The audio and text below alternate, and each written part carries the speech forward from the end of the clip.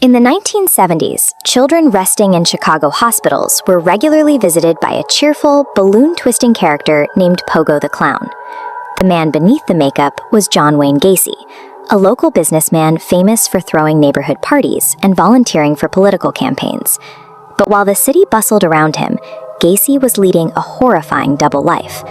Behind his carefully crafted image as a generous community leader, he operated as an active, highly organized serial killer. On a freezing evening in December 1978, a 15-year-old high school student named Robert Piest was working his regular shift at a local pharmacy. At 9 p.m., he stepped outside to ask a visiting contractor about a summer job. He never came back. When detectives pulled the pharmacy's records to track down the contractor, they arrived at this quiet, affluent suburban home. They were shocked to realize the man they needed to question was John Wayne Gacy, whose local reputation made him seem entirely above suspicion. Gacy was a successful businessman and a regular in the local political scene, yet he was simultaneously operating as one of the most prolific killers in the country. He weaponized his status as a pillar of the community to remain invisible right under society's nose. The skills Gacy used to deceive his neighbors were forged early on. Growing up, he faced physical abuse from an alcoholic father who constantly labeled him a failure.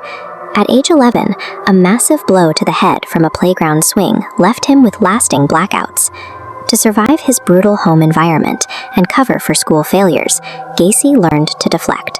He developed what acquaintances called the gift of the gab, discovering he could confidently talk his way out of almost any trouble through pure charisma and elaborate excuses. He initially tried to build a respectable life in Iowa as a married fast food manager. That illusion shattered in 1968 when he was convicted of sodomizing and torturing a teenage boy, earning him a 10-year prison sentence. Yet inside a maximum security facility, Gacy immediately went to work manipulating the system.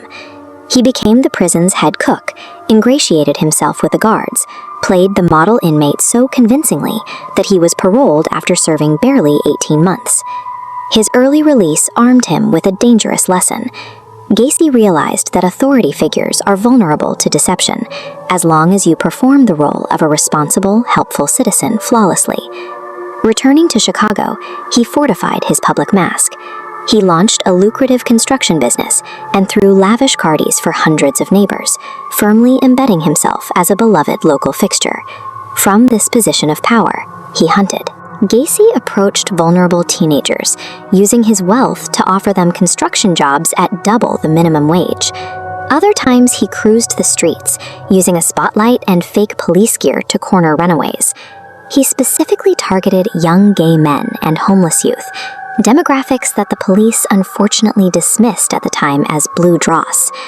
Because society routinely ignored violence in these communities, missing persons reports were often written off as runaways, leaving Gacy unbothered by law enforcement. Once he lured a victim into his home, his charming facade vanished. He performed a magic trick with handcuffs, tricking the young men into locking themselves in. From there, he subjected them to violent torture before strangling them with a makeshift tourniquet. While he hosted barbecues in the backyard, a horrifying reality sat just inches away. Gacy buried 27 bodies in a hidden, waterlogged crawl space directly beneath his floorboards. Gacy's meticulously built system finally failed when he broke his own rules. By abducting Robert Piest, a clean-cut teenager from an attentive family, he triggered immediate and relentless police scrutiny. Placed under constant 24-hour surveillance, the killer's psychology began to fracture. Unable to maintain his friendly neighborhood routine with police cars permanently parked outside his house, he grew erratic and belligerent. Detectives soon secured a search warrant. While sweeping the property, investigators noticed the distinct, overpowering smell of decay, which eventually guided them to a secret trapdoor hidden inside a closet. The excavation revealed 33 total victims. The scale of the discovery proved the property had functioned as a highly organized, industrialized graveyard, hidden right in the middle of an unsuspecting neighborhood. In 1980, a jury saw straight through his legal defense of insanity. He was convicted on all counts, sitting through the harrowing testimony with a flat affect and displaying zero remorse for his actions. Many looked for a biological excuse for his cruelty, but after his death, forensic psychologists examined his brain and found absolutely no physical abnormalities. He was driven purely by a cold, calculating, and untreatable lack of human conscience. On May 10, 1994, John Wayne Gacy was executed by lethal injection. Unrepentant to the very end, his final words to the world were reportedly, "Kiss my ass." Gacy's legacy serves as a warning that the most dangerous predators do not always hide in the shadows. They can wear a suit, put on a smile, and use society's blind trust in normality to hide their crimes in plain sight.